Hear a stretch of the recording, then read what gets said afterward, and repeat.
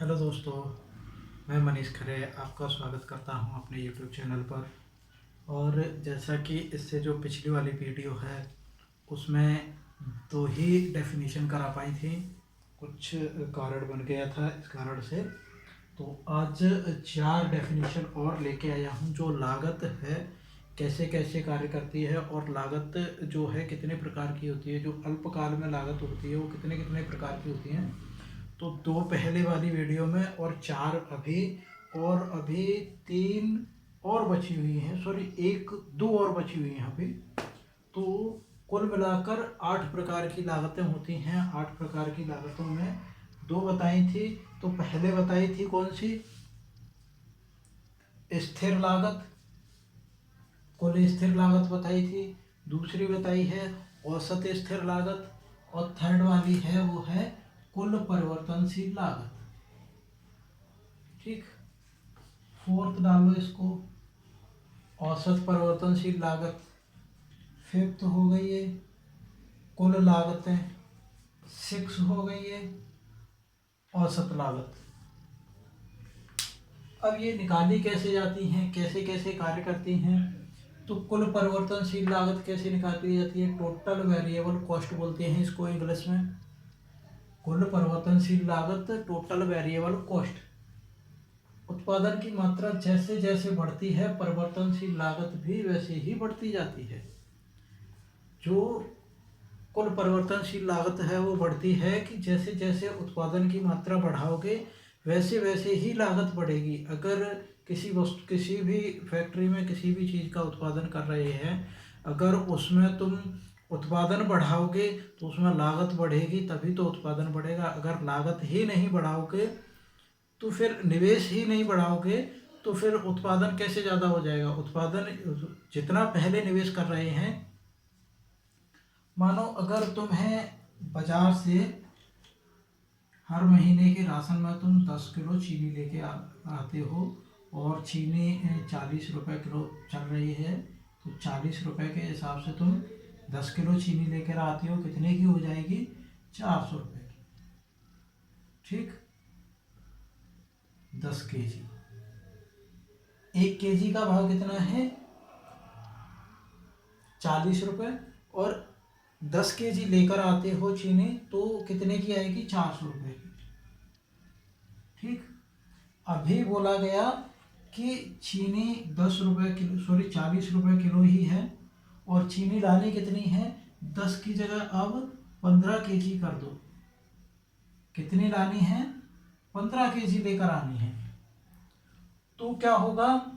जो पहले जो चीनी के लिए 400 रुपये मिल रहे थे उन्हीं 400 रुपये से आ जाएगी, क्योंकि चीनी का रेट तो वही है।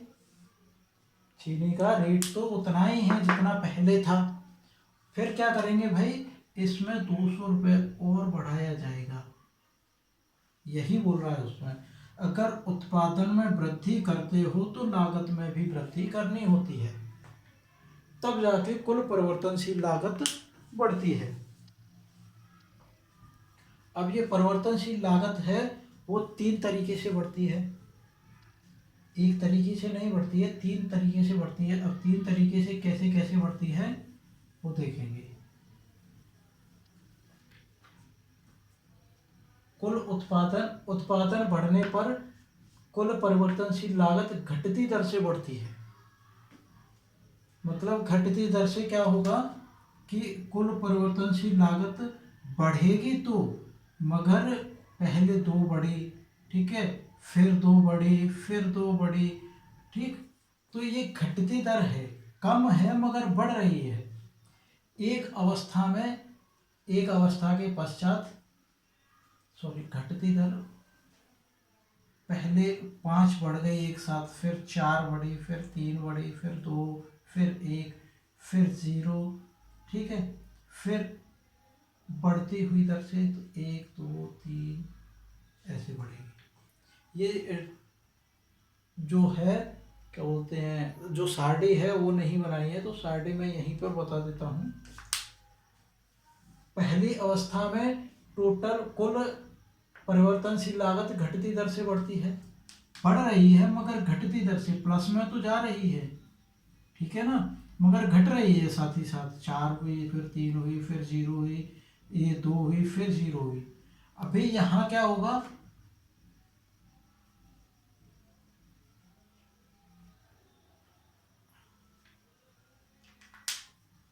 एक अवस्था में परिवर्तनशील, एक अवस्था के पश्चात स्थिर दर से बढ़ती है। स्थिर दर से मतलब जितनी है उतनी ही रहेगी। एक है ना, तो हर वस्तु के उत्पादन में एक की ही वृद्धि होगी। अगर 5 की बनी है तो 6 की बनेगी, फिर 7 की बनेगी, फिर 8 की बनेगी, मतलब एक का ही अंतर रहेगा। ठीक है ना। अंतिम अवस्था में बढ़ती हुई दर से बढ़ती है। कुल परिवर्तनशील लागत है वो अंतिम अवस्था में बढ़ती दर से बढ़ती है। बढ़ती दर से मतलब पहले 1 का डिफरेंस आया, ठीक, फिर 2 का डिफरेंस आया, फिर 3 का डिफरेंस आया, ऐसे आएगा। ठीक है। पहले अगर कोई वस्तु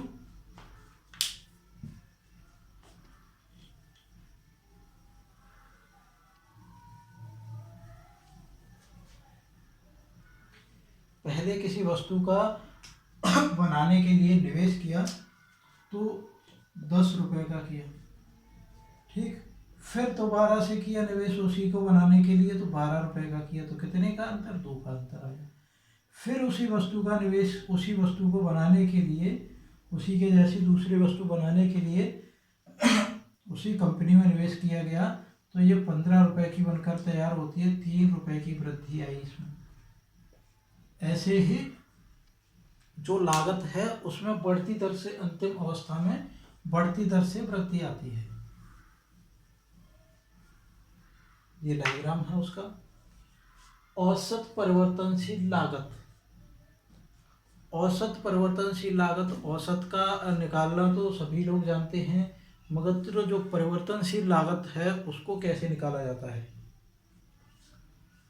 कुल उत्पादन की इकाइयाँ, उत्पादन की जो कुल इकाइयाँ हैं, मतलब कितनी वस्तुओं का उत्पादन किया जा चुका है, और कुल परिवर्तनशील लागत, कुल परिवर्तनशील लागत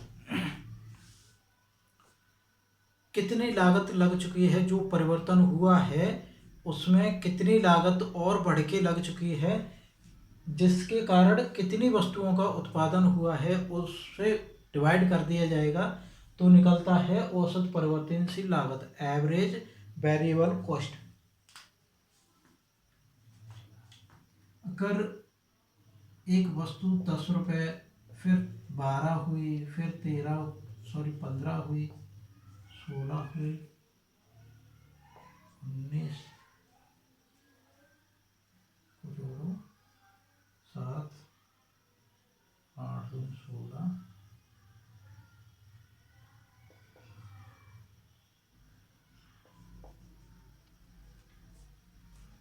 हाँ, ये क्या हो रहा है, इसमें परिवर्तनशील लागत बढ़ रही है। ठीक है ना।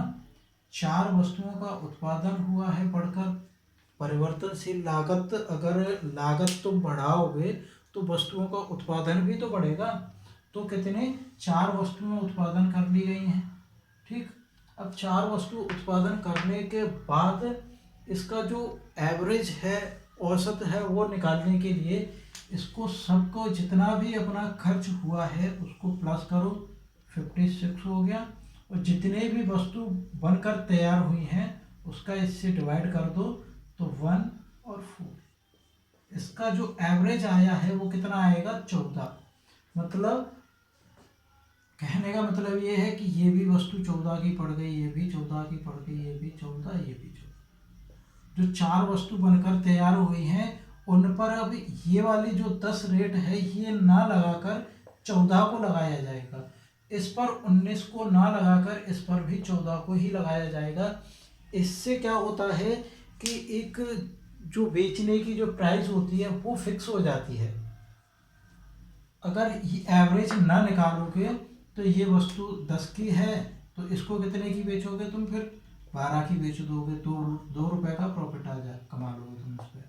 ये फिर 12 की है, फिर इसको क्या करोगे, इसको कोई खरीदेगा नहीं, क्योंकि वो बोल रहे हैं भाई हमने 10 रुपये में पहली बार पिछली बार खरीदी थी, तो हम 10 की ही खरीदेंगे, तो फिर तुम 2 रुपये घाटे में तो बेचने से रहे। इसीलिए जितना भी उत्पादन हो रहा है उसमें जितना भी खर्च हो रहा है उसका औसत निकालने के बाद, उस औसत निकालने के बाद जो 14 औसत आया है इसमें अपना प्रॉफिट जोड़ेंगे, जितना भी जोड़ो, 2, 4, 6 जितना भी प्रॉफिट जोड़ लो, उसके बाद जो रेट निकलती है उस पर फिर बेचा जाता है।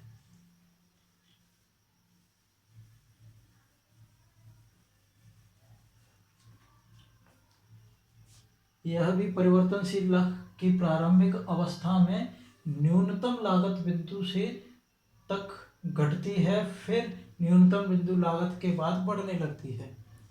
इसमें क्या होता है कि पहले तो घटेगी, औसत लागत पहले तो घटेगी। कहाँ तक घटेगी? एक जो न्यूनतम बिंदु है, कि न्यूनतम बिंदु का मतलब कि सबसे जो कम है, एवरेज जो औसत है वो कितना नीचे तक जा सकता है, प्राइस कितने तक, अगर प्राइस से नीचे जाता है, बनकर तैयार हो रही हैं सारी वस्तुएं, अगर 5 रुपए में बनकर तैयार हो रही है और अगर 5 रुपए से नीचे जाता है तो फिर फर्म घाटे में जाएगी। ठीक है ना? तो एक न्यूनतम बिंदु तक जाता है, फिर वहां से रिमूव हो जाता है ऊपर की साइड, फिर बढ़ने लगता है, जिससे कि जो उत्पादक होता है, उत्पादक होता है, उसको लाभ मिलना स्टार्ट हो जाता है। यहाँ क्या होगा? लाभ तो उसे प्राप्त हो रहा है, लाभ तो प्राप्त हो रहा है, मगर क्या हो रहा है कि जैसे जैसे वह अपनी वस्तुओं को उत्पादन जो अपना बढ़ा रहा है, तो उसमें औसत उसका कम प्राप्त हो रहा है। जो लाभ का जो प्राप्ति है उसे धीरे धीरे धीरे धीरे कम होता जा रहा है, मगर एक जो न्यूनतम बिंदु है, सबसे जो नीचे वाला बिंदु है, उस पर आकर के फिर उसकी जो लागत है, लागत कम लगेगी और उत्पादन ज़्यादा होने लगेगा। फिर उत्पादन ज़्यादा होगा, लागत कम होगी, तो क्या होगा? लाभ ज़्यादा होने लगेगा। तो ये यही दर्शा रहा है, न्यूनतम बिंदु तक घटती जाती है तथा न्यूनतम बिंदु के बाद बढ़ने लगती है।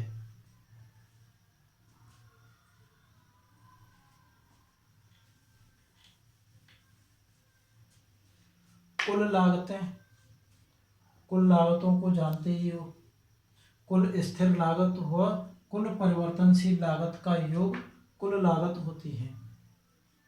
कुल स्थिर लागत मतलब किसी भी वस्तु का उत्पादन कर रहे हो तो जितनी वस्तु उत्पादन है, 1, 2, 3, 4, 5, 6, ये क्या है? परिवर्तनशील लागत हो गई। ठीक है, ये 2, 2, 2, 2, ये हो गई स्थिर लागत। ये परिवर्तनशील लागत हो गई क्योंकि ये बदलती जा रही है। इसमें क्या है? अपन उत्पादन को और जो लागत है उसको बढ़ा रहे हैं। इसका जो योग होगा यहाँ पर कितना हो गया? 10, 20, 21।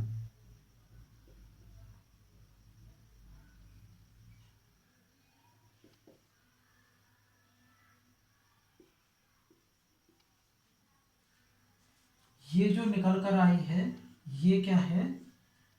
कुल लागत। मतलब दो चीजें बनाकर तैयार की हैं। एक में तो क्या बनाकर तैयार किया है कि उसमें लागत भी बढ़ाई गई है और उसका उत्पादन भी बढ़ाया गया है। भाई ऊपर ही बात है, अगर उत्पादन तुम्हें बढ़ाना है तो लागत तो बढ़ानी पड़ेगी, तभी बढ़ेगा। इसमें क्यों नहीं बढ़ी है लागत तुम्हारी? क्योंकि इसमें तुम्हारा जो लागत है वो स्थिर रही है।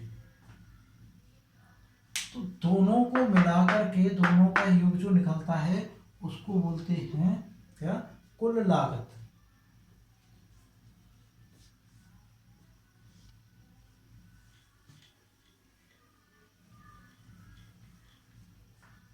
कुल स्थिर लागत व कुल परिवर्तनशील लागत का योग कुल लागत होता है टोटल कॉस्ट बराबर total fraction cost plus total variable cost.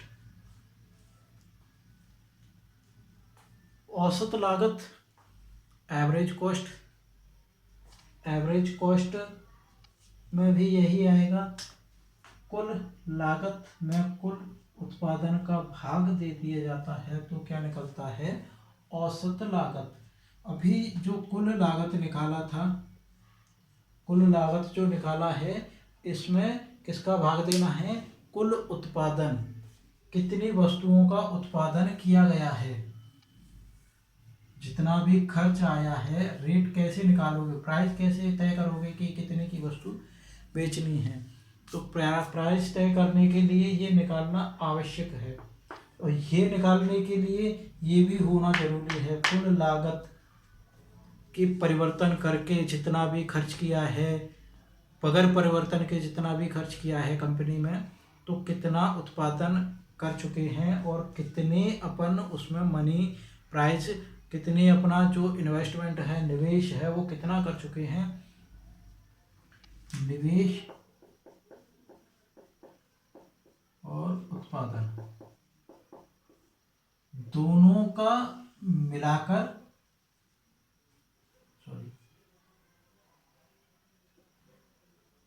निवेश मान लो अगर 10 करोड़ का किया है, उत्पादन उससे अगर 10 करोड़ का उत्पादन निवेश किया है और उससे अगर 5000 पीस बनकर तैयार होते हैं तो इसका इसमें डिवाइड दोगे तो कितना आएगा, 2। अब 1000 करोड़ वो देखेंगे क्या आएगा, ठीक है ना। तो जो 2 में जो आएगा वो इसकी क्या होगी, प्राइस रखी जाएगी, वही औसत होगा। औसत, औसत लागत क्या है कि भाई सभी का जितना भी खर्च हुआ है कंपनी में उस पूरे का, और जितनी वस्तुएं बनकर तैयार हुई हैं उसका भाग देने के बाद जो निकलता है उसे औसत एवरेज कहते हैं। अब इसके डायग्राम में क्या होता है, औसत लागत वक्र ज्ञात करने के लिए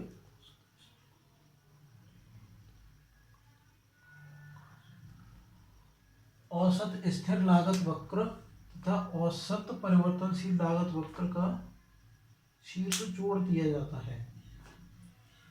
इसमें होगा यही कि दोनों अभी ये इसी के जैसा डायग्राम होता है, बस ये उल्टा यू होता है और ये तिरछा सी होता है। ये एकदम यू के आकार में होता है और ये यू के आकार में नहीं, ये कटोरा के आकार में होता है, ठीक है ना। क्योंकि इसमें क्या है, औसत परिवर्तनशील लागत है, तो औसत परिवर्तनशील लागत इसमें ओनली लागत लागत है। इसमें क्या है कि उत्पादन भी देखा जा रहा है और लागत भी देखी जा रही है, तो इसमें यू आकार का ना होकर सी आकार का हो जाता है। ओके, अभी इसमें 2 पॉइंट और बचे हैं, मैं उनको और कराता हूं, आज ही खत्म कर देंगे।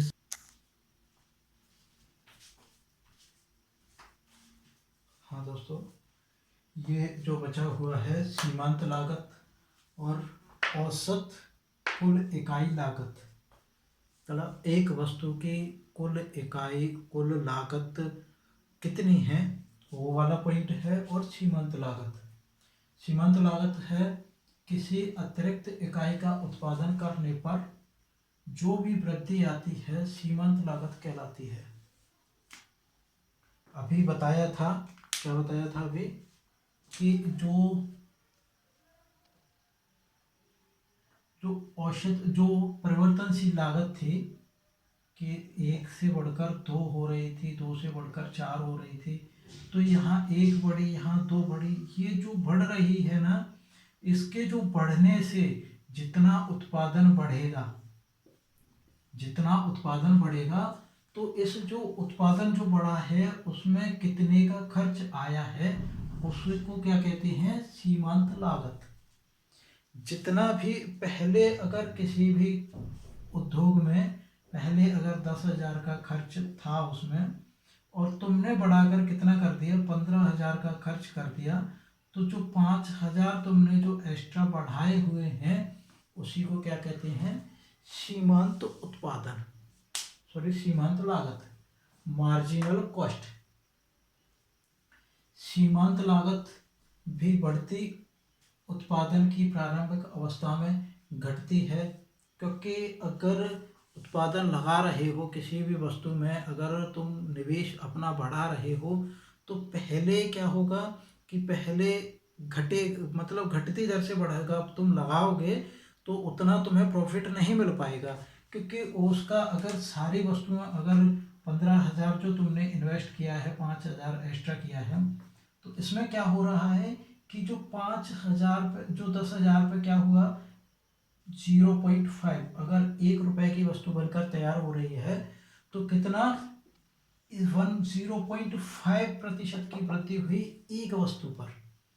जैसे जैसे तुम अपना जो उत्पादन है, लागत है, उसको बढ़ाओगे, तो जैसे जैसे अगर एक, और ये एक की ये बनकर तैयार हो रही है 0.5, तो कितना होगा 1.5, दोबारा से करोगे 5 का तो कितना हो जाएगा ये 1 + 1 2। पहले घटती दर से बढ़ेगी, फिर स्थिर रहेगी, फिर जो बाद में है ज्यादा उत्पादन होने लगेगा, उससे कम तुम निवेश करोगे तो फिर क्या है, फिर बढ़ने लग जाएगी। निवेश में ज्यादा उत्पादन हो रहा है, निवेश में कम वृद्धि हो रही है, तो फिर तुम्हारा जो है उत्पादन बढ़ने लग जाएगा, निवेश फिर बढ़ने लग जाएगा, कि ज़्यादा प्रॉफिट करोगे, ज़्यादा अर्न करोगे, तो फिर ज़्यादा इन्वेस्ट भी करोगे। औसत कुल इकाई लागत, average total unit cost, total unit cost मतलब प्रति इकाई औसत लागत। औसत कुल इकाई लागत या औसत स्थिर लागत को औसत परिवर्तनशील लागत की कुल इकाइयों का लागत प्राप्त की जाती है। वही है लागत और उत्पादन। इसी में कुल लगा दीजिए, ठीक है, या परिवर्तनशील, ठीक है, या सीमांत, सारी वही कार्य करेगा। कि अभी देखो औसत स्थिर लागत, परिवर्तनशील, औसत स्थिर लागत को औसत परिवर्तनशील लागत में कुल परिवर्तनशील इकाइयों की प्राप्ति की जाती है।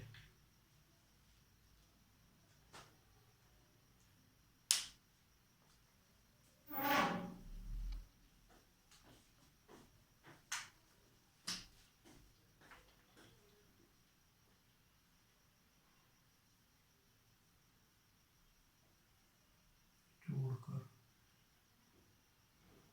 औसत, कुल औसत स्थिर लागतों को औसत परिवर्तनशील लागतों में जोड़कर औसत कुल इकाइयां प्राप्त की जाती हैं। इसमें भी यही होता है, पहले घटेगा, फिर स्थिर रहेगा एक न्यूनतम बिंदु पर, फिर बढ़ने लगेगा। ये जो कुछ महत्वपूर्ण बिंदु हैं सीमांत और औसत लागत में संबंध, ये क्या क्या बोलते हैं, इसका जो डायग्राम है वो क्या बोलता है, बाई ओ एक्स। इसमें होता है सीमांत लागत घटने पर औसत लागत भी घटती है, किंतु सीमांत लागत के घटने की दर औसत लागत के घटने की दर से अधिक होती है।